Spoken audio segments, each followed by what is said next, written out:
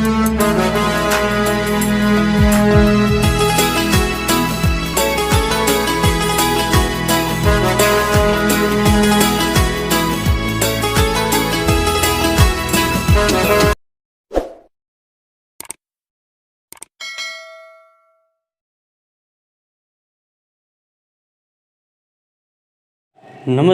વિદ્યાર્થી મિત્રો, જય ગુરુદેવ। નવયુગ ગ્રુપ ઓફ એજ્યુકેશનના ઓનલાઈન લર્નિંગ પ્રોગ્રામમાં આપ સૌનું સ્વાગત છે। આપણે જાણીએ છીએ કે 1લી તારીખથી ધોરણ 9 અને 11 આ બંને ધોરણ છે એને પણ સરકાર દ્વારા સ્કૂલ છે એ શરૂ કરવાની મંજૂરી મળી ગઈ છે। એટલે 9થી 12 ધોરણના જે સ્ટુડન્ટ છે એ હવે એનું સ્કૂલે શિક્ષણ કાર્ય છે સ્કૂલે એ લોકો આવવા લાગ્યા છે। ધીરે ધીરે તબક્કા વાઇઝ ધોરણ 6થી 8 છે એ પણ ખુલશે, પણ હજી રાહ જોવી પડશે। ત્યાં સુધી હજી આપણે આજે આપણું જે ઓનલાઈન શિક્ષણ કાર્ય ચાલુ છે એ વિડીયો છે એકાગ્રતાથી નિહાળશું અને એનો અભ્યાસ કરશું આપણે। હવે આજે આપણે ઇતિહાસનું ચેપ્ટર નંબર 7 પ્રાદેશિક સંસ્કૃતિઓનું ઘડતર। પ્રાદેશિક સંસ્કૃતિનું ઘડતર એટલે શું? કે પ્રાદેશિક એટલે કે ભારતની અંદર આખા ભારત દેશમાં જે રાજ્યો છે એ અલગ અલગ જે રાજ્યો છે એની જે સંસ્કૃતિ કાંઈ અલગ અલગ જોવા મળે છે એ સંસ્કૃતિઓનું એ લોકો ઘડતર કેવી રીતે કરે છે, એની સંસ્કૃતિ મુજબ જીવન જીવે છે, એની સંસ્કૃતિ એ ટકાવી રાખે છે। એ સંસ્કૃતિ છે એનું ઘડતર એટલે કે એ સંસ્કૃતિ ટકાવી રાખવા માટે એની સંસ્કૃતિને વળગીને રહેતા લોકો એ અલગ અલગ જે પ્રદેશો છે, ઉત્તર ભારતમાં જમ્મુ કાશ્મીરથી લઈ અને દક્ષિણમાં એ તમિલનાડુ નીચે કન્યાકુમારી છે, પશ્ચિમ ભારતમાં ગુજરાતથી લઈ અને પૂર્વ ભારતમાં ઠેઠ અરુણાચલ પ્રદેશ સુધીનું છેલ્લું રાજ્ય। આમ ભારતના ઉત્તરથી દક્ષિણ, પૂર્વથી પશ્ચિમના જે કંઈ પ્રદેશો, જે આપણા રાજ્યો છે એ રાજ્યોની સંસ્કૃતિ છે એ સંસ્કૃતિ વિશે આપણે વાત કરવાની છે। આ ચેપ્ટરની અંદર ભાષાઓ વિશે વાત કરશું, ઉત્સવો વિશે વાત કરશું, તહેવારો વિશે વાત કરશું, એ સિવાય અલગ અલગ પ્રદેશોના નૃત્યો જે છે એના વિશે પણ આપણે વાત કરશું। હવે એની પૂર્વ ભૂમિકા જોઈએ આપણે તો કે વિભિન્ન સમુદાયની જાણકારી આપણને તેમની ભાષા પરથી મળે છે। અલગ અલગ સમુદાય હોય તો એ સમુદાયની માહિતી આપણને કેવી રીતે મળે તો કે એની ભાષા ઉપરથી।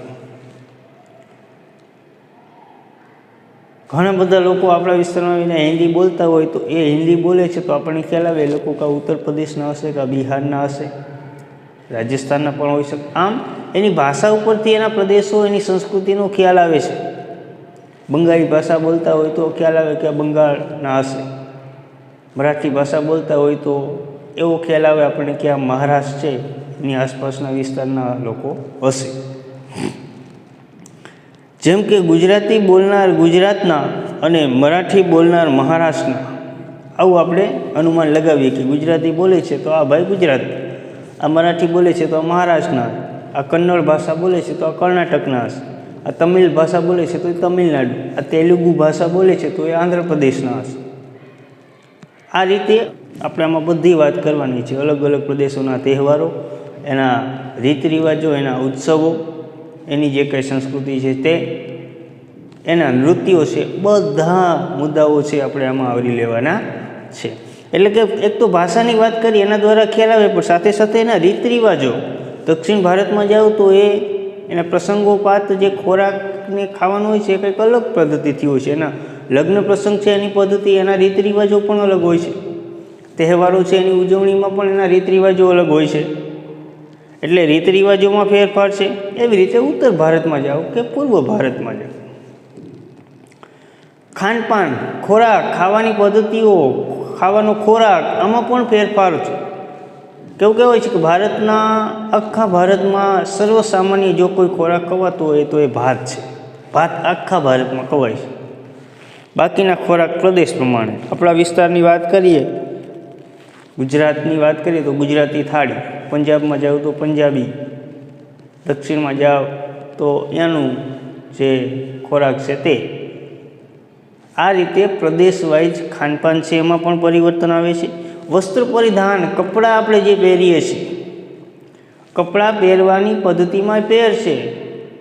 ઘણા લોકો દક્ષિણ ભારતમાં જાઓ તો એ લોકો લુંગીને એવું પહેરતા, રણ પ્રદેશના વિસ્તારમાં જાઓ તો એ ખુલતા સફેદ વસ્ત્રો ખુલતા પહેરતા હોય. આમ અલગ અલગ જે પ્રદેશો છે, પ્રદેશો પ્રમાણે એનો જે પહેરવેશ છે એમાં પણ પરિવર્તન આવે છે.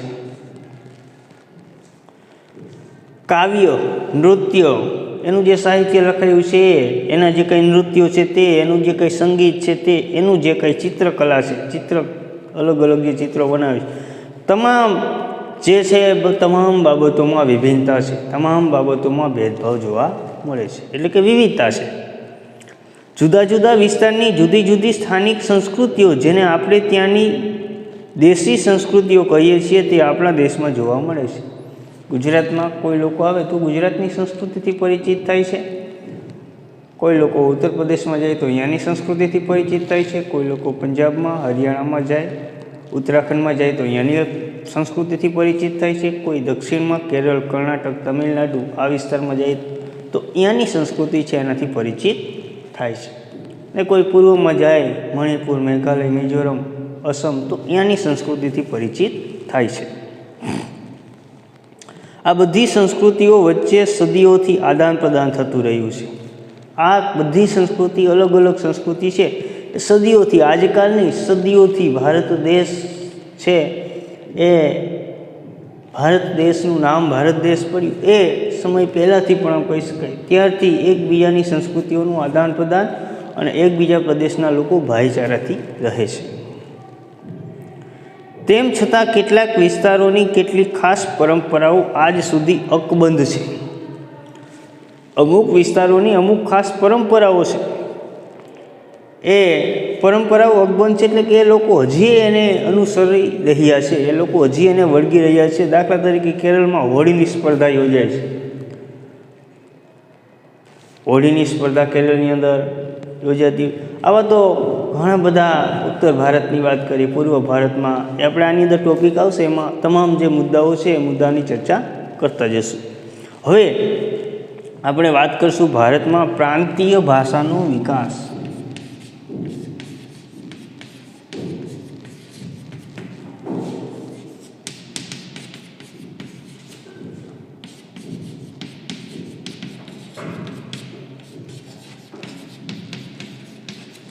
ભારતની અંદર પ્રાંતીય ભાષાનો વિકાસ, અલગ અલગ જે ભાષાઓ છે એ ભાષાઓની અંદર આપણે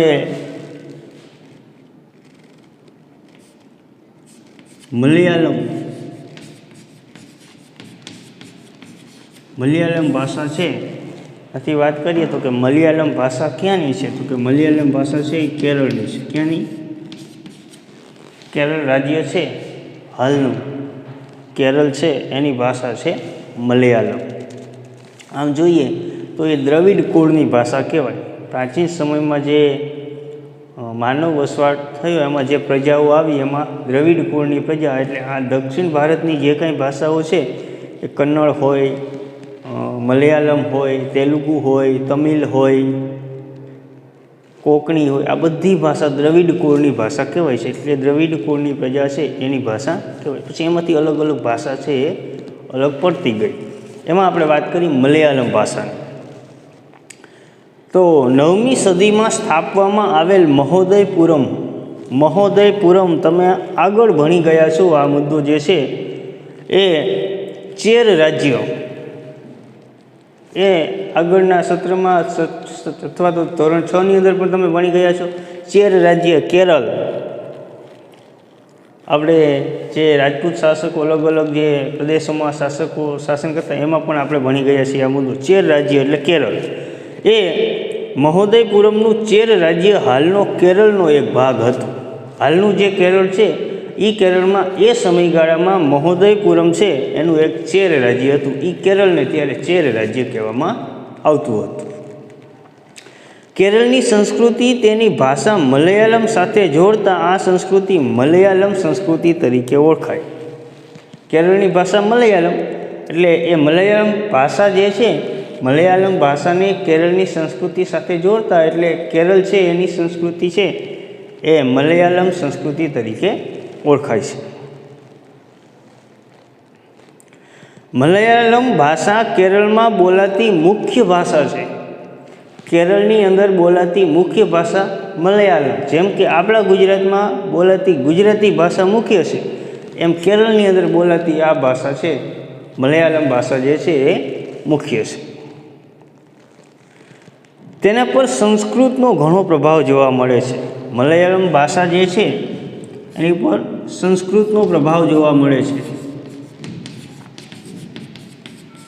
આપણે જે કંઈ ભાષાઓનો વાત કરવાની છે, આજે આપણે જે કંઈ ચેપ્ટરની અંદર આ ચેપ્ટરમાં જે કંઈ ભાષાઓની વાત કરશું, તમામ ભાષાઓ મૂળ સંસ્કૃત ભાષા ઉપરથી ઉતરી આવેલી છે. પ્રાચીન સમયમાં માત્ર ને માત્ર સંસ્કૃત ભાષા એક જ હતી. એ સંસ્કૃત ભાષા ઉપરથી પછી અલગ અલગ ભાષાઓ જે છે એ ભાષાઓ છે એનો વિકાસ થયો છે. એટલે સંસ્કૃતનો ઘણો પ્રભાવ જોવા મળે છે. 14મી સદીમાં વ્યાકરણ અને કાવ્યશાસ્ત્ર ઉપર, એ સમયગાળામાં 14મી સદીની અંદર વ્યાકરણ અને કાવ્યશાસ્ત્ર ઉપર લખાયેલ લીલાતિલકમ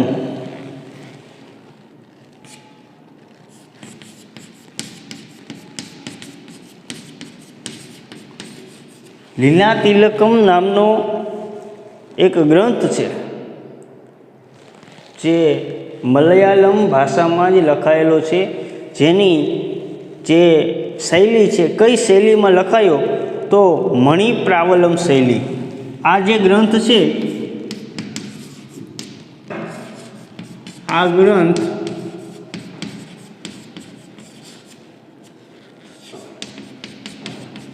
મણિપ્રાવલમ શૈલી છે એ શૈલીમાં લખાયેલું છે. શૈલી એટલે રીત, એની ઢબ છે લખવાની પદ્ધતિ.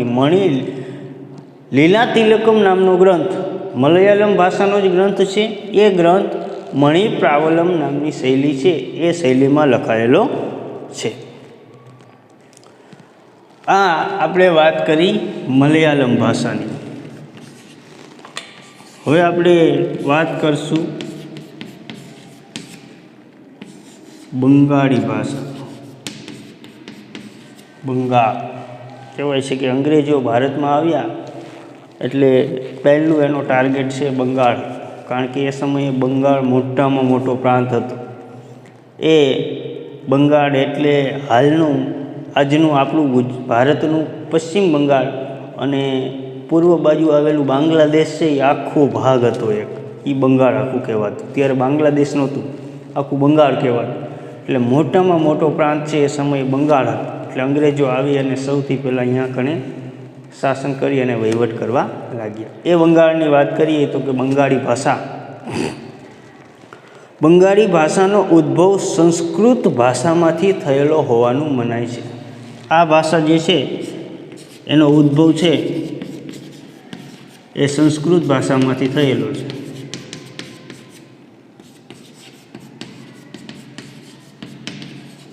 મેં કીધું એમ લગભગ તમામ ભાષાઓ છે એ સંસ્કૃત ઉપરથી જ ઉતરી આવેલી છે. 15મી સદી સુધીમાં ઉપભાષાઓ તથા બોલીઓ મળીને એક સામાન્ય સાહિત્યિક ભાષાનું સ્વરૂપ ધારણ કર્યું. 15મી સદી સુધી એની પહેલાં અથવા તો અલગ અલગ ટુકડાઓની અંદર અલગ અલગ બધી ભાષાઓ ઉપભાષાઓ બોલતા. બંગાળી ભાષા જે અસ્તિત્વમાં ઉપભાષાઓ બોલતા હતા. એટલે કે આના જે ભાગ છે એવી ભાષાઓ, એ બધાય ટુકડાઓ જોડી અને એક સામાન્ય સાહિત્યિક ભાષાનું સ્વરૂપ છે એ આ બંગાળી ભાષાએ ધારણ કર્યું 15મી સદીમાં. સાહિત્યિક ભાષા છે, પછીનું જે કંઈ સાહિત્ય લખાયું બધું સાહિત્ય બંગાળના જે કંઈ લેખકો થઈ ગયા બધાએ એ સાહિત્ય છે એમાં લખ્યું. જે પશ્ચિમ બંગાળની બોલચાલની ભાષા બની ગઈ। ત્યાર પછીના સમયમાં એ પશ્ચિમ બંગાળની બોલચાલની ભાષા એટલે વહીવટમાં ઉપયોગી ભાષા, આપણે ગુજરાતી બોલીએ એમ એ બંગાળી। જનજાતીય ભાષાઓ, આ સિવાય બંગાળની આસપાસના જે વિસ્તારો છે એમાં જનજાતીય એટલે કે આદિવાસી વિસ્તારો છે એની પણ ભાષાઓ અલગ અલગ છે। એ સિવાય જનજાતીય ભાષાઓ,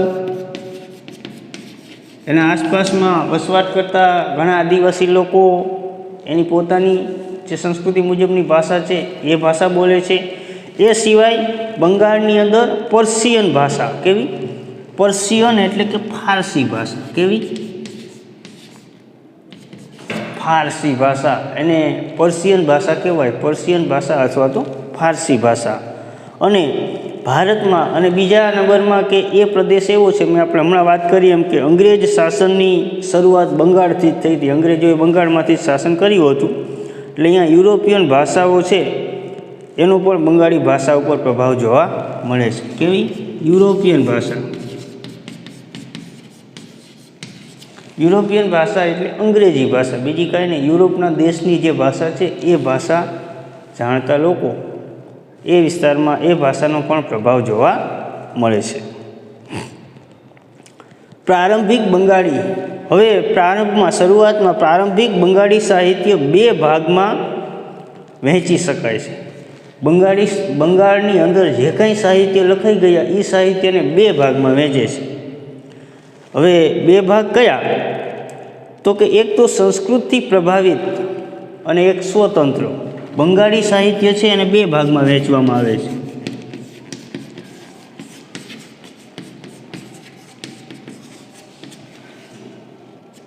એક છે સંસ્કૃતથી પ્રભાવિત અને બીજું છે સ્વતંત્ર।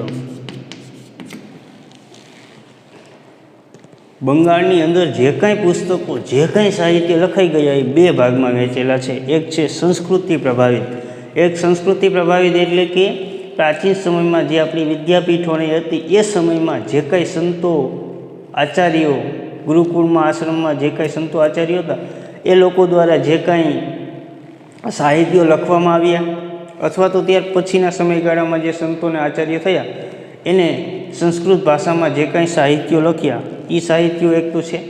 બીજું છે સ્વતંત્ર। સ્વતંત્ર એટલે ત્યાંના જે મહાન વ્યક્તિઓએ જે કાંઈ પુસ્તકો લખ્યા એ બધા પુસ્તકો જે સાહિત્ય લખાણા એ સ્વતંત્ર એટલે કે એ લોકોએ સ્વતંત્ર લખ્યા તે। હવે એમાં જોઈએ બે। પ્રથમ ભાગમાં સંસ્કૃત મહાકાવ્યોનો અનુવાદ છે। પહેલો જે ભાગ છે સંસ્કૃતિ પ્રભાવિત, એમાં સંસ્કૃત મહાકાવ્યો જે કાંઈ છે એના અનુવાદ થયેલા છે। બીજો છે અને બીજા ભાગમાં નાથ સાહિત્યનો સમાવેશ થાય છે। કેવો? બીજા ભાગમાં નાથ સાહિત્ય એટલે ત્યાંના જે લોકો, દાખલા તરીકે રવિન્દ્રનાથ ટાગોરે જે કાંઈ પુસ્તક લખ્યા એ નાથ સાહિત્ય। એના જે લોકો છે મોસ્ટ ઓફલી રવિન્દ્રનાથ ટાગોરને એ લોકોની પાછળ નાથ આવતું એટલે નાથ સાહિત્ય, નાથ નામના જે લોકો છે એ લોકોએ લખેલું સાહિત્ય એ સ્વતંત્ર સાહિત્ય તરીકે ઓળખાય છે। આ બે ભાગની અંદર આ જે બંગાળનું સાહિત્ય છે એને વહેંચવામાં આવે છે। હવે ત્રીજી ગુજરાતી ભાષા છે। આમાં ભાષા પ્રાદેશિકમાં તો ઘણી બધી ભાષાઓ છે પણ આપણે આમાં ત્રણ ભાષાની જ વાત કરેલી છે એટલે ગુજરાતી ભાષા આપણે છેલ્લે લેશું। હવે એ સિવાય ભારતની અંદર જે પ્રાદેશિક ભાષાઓ છે એ ભાષાઓની વાત કરવામાં આવે, અલગ અલગ જે ભાષાઓ છે એ જોઈએ તો હિન્દી ભાષા ખાસ કરીને ઉત્તર ભારતમાં ખાસ કરીને રાજસ્થાન છે, પંજાબ છે, એ ઉપરાંત ઉત્તર પ્રદેશ છે, બિહાર છે, હરિયાણા, લગભગ મોટાભાગના વિસ્તારમાં હિન્દી ભાષા જાણે છે। દક્ષિણ ભારતમાં પણ એ ભાષાનો મોસ્ટ ઓફલી ઉપયોગ થાય છે, એટલા માટે એને રાષ્ટ્રીય ભાષા જાહેર કરેલી છે। હિન્દી ભાષા આખું ભારત જાણે છે એટલા માટે એને રાષ્ટ્રીય ભાષા જાહેર કરી। પછી છે ડોંગરી ભાષા, ડોંગરી અને કાશ્મીરી ભાષા, આ ભાષા છે એ કાશ્મીરની અંદર ઉપયોગ થાય છે. કાશ્મીરના લોકો જે છે, જમ્મુ કાશ્મીરના લોકો, એ ડોંગરી અને કાશ્મીરી જે ભાષા છે એ ભાષાનો ઉપયોગ કરે છે. પછી છે કન્નડ ભાષા. કેવી? કન્નડ. કર્ણાટક જે રાજ્ય છે, કર્ણાટક રાજ્યમાં બોલાતી ભાષા છે કન્નડ ભાષા. પછી છે કોંકણી ભાષા. કોંકણી એટલે કે ગોવા જે રાજ્ય છે, એ ગોવાની અંદર જે લોકો જે ભાષાનો ઉપયોગ કરે છે એ કોંકણી. આપણે જે ગુજરાતી છે એમ ત્યાંના લોકોની મુખ્ય ભાષા કોંકણી છે. પછી છે મરાઠી ભાષા. મહારાષ્ટ્ર જે છે એ મહારાષ્ટ્રની જે ભાષા છે ત્યાંની તે મરાઠી. પછી છે ઉડિયા. ઓરિસ્સા જે રાજ્ય છે, ઓરિસ્સા રાજ્યની જે ભાષા ત્યાંની સ્થાનિક છે એ ઉડિયા. ત્યાર પછી પંજાબના લોકો છે એની ભાષા છે પંજાબી. પછી સંસ્કૃત ભાષા તો લગભગ આખા ભારતની અંદર સંસ્કૃત ભાષામાંથી જ આ બધી ભાષાનો ઉદ્ભવ થયો છે. અને મોસ્ટ ઓફલી સંસ્કૃત ભાષા ખાસ કરીને ઉત્તર ભારતમાં હરિદ્વાર ને આ જે વિસ્તારો છે એ વિસ્તારોની અંદર પણ હજી એનો ઉપયોગ થાય. કાશી, મથુરા અને આ બધા વિસ્તાર. ત્યાર પછી સંથાલી ભાષા. સંથાલી ભાષા છે એટલે કઈ? તો કે એ બિહાર, છત્તીસગઢ,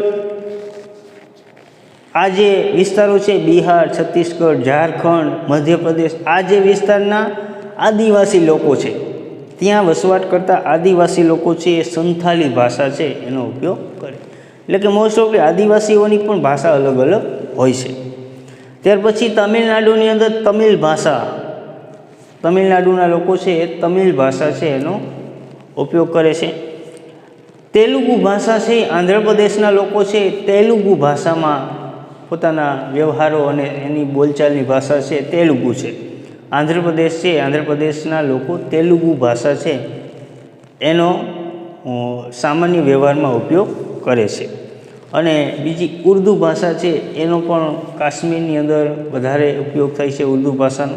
આમ અલગ અલગ ભાષાઓ છે. પછી પૂર્વના જે રાજ્યો છે, અસમ તો અસમી ભાષા, મણિપુર છે મણિપુરી ભાષા. આમ અલગ અલગ પ્રદેશો વાઇઝ ભાષાઓ છે અલગ અલગ જોવા મળે છે.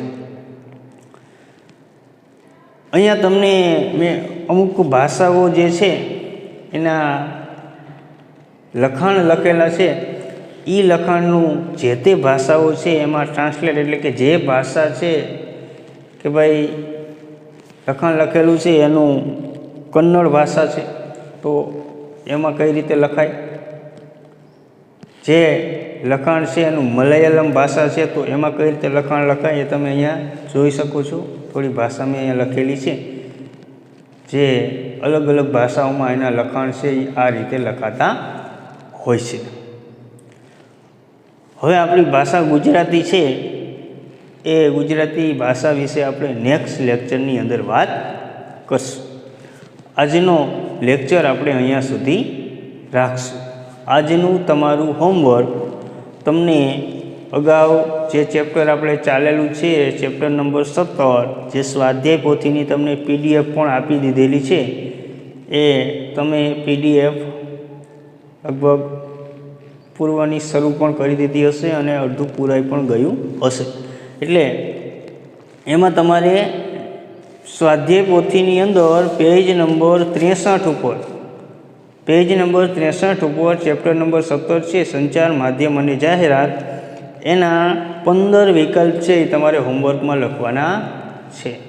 પ્રશ્ન લખી અને એનો જે જવાબ આવતો એ 4 ઓપ્શન લખવાના નથી. એટલે એ 15 ઓપ્શન તમારે હોમવર્કમાં લખવાના, 15 જે વિકલ્પ છે એ હોમવર્કમાં લખવાના રહેશે. અસ્તુ.